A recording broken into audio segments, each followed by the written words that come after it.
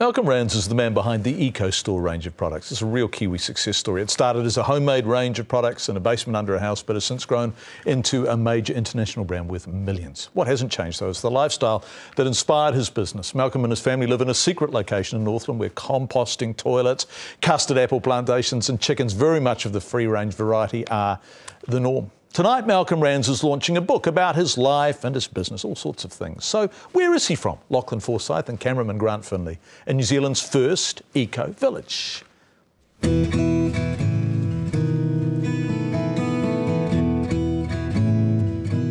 Believe it or not, this garden is in pretty much its worst possible state. Yet, at the end of winter and before the spring growth, Bert Johnston in Kath Watzeg's garden is still a thing of beauty.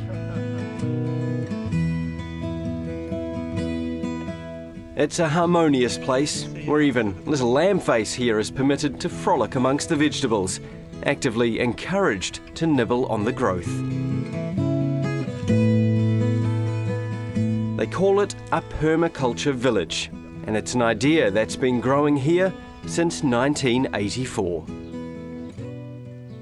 Permaculture is around the crazy idea that, hey, maybe nature knows how to grow things herself. So instead of managing the food too much, you're actually always planting things that want to be there all by themselves.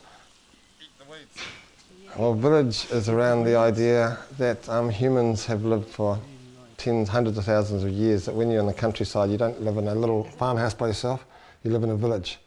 And that's how they do it in Europe, that's how they do it in Asia and Africa. It's only in the New World that we don't have villages.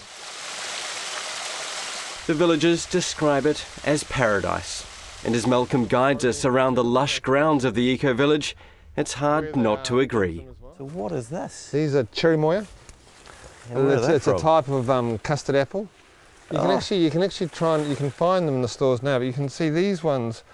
I don't water these, I don't fertilise these, I don't spray them, they just want to be here. And one of these Cherimoyas, it's worth about $4 to $5 in the shop.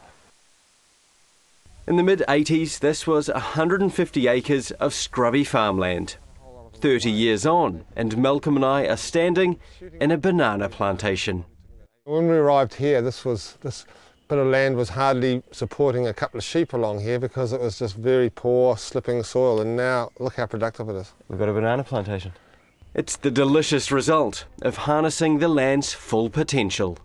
In Northland, a north-facing slope, for every degree of slope, it's like going a degree in latitude towards the equator. So this is like being up in the Pacific here because of the degree of the slope. A handful of houses peek out from behind the foliage, allowing plenty of privacy for the occupants. And you're always looking at your neighbours because you want to, never because you have to. And that's the big strength in any of these organisations, if you can do that. We've been asked to keep the village's location secret. Outsiders can't just turn up here. This is a private community with a selection process and a trial period for villagers. That lengthy process ensures the right people live here for the right reasons.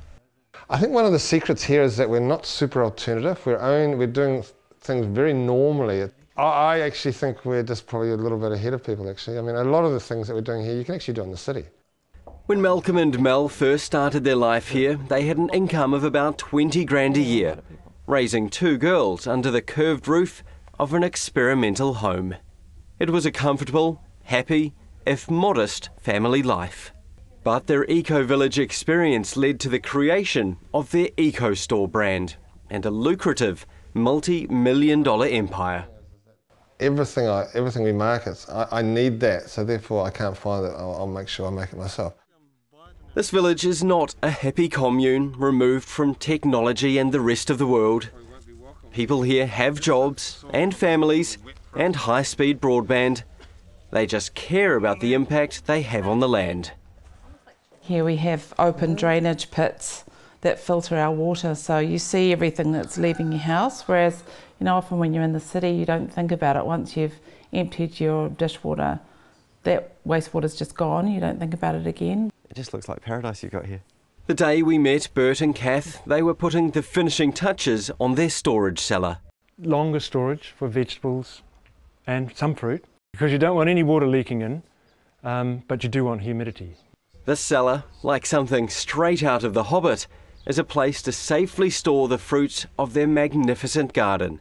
Yet another example of the simple pleasures of village life. You know when you cook dinner and you sit and you look at that stuff on the table and you realize, wow, the only thing I bought was the oil, the olive oil or something, you know? It's a beautiful existence. A place of both native and exotic nature, where Kiwis of both kinds can coexist in the most charming of ways.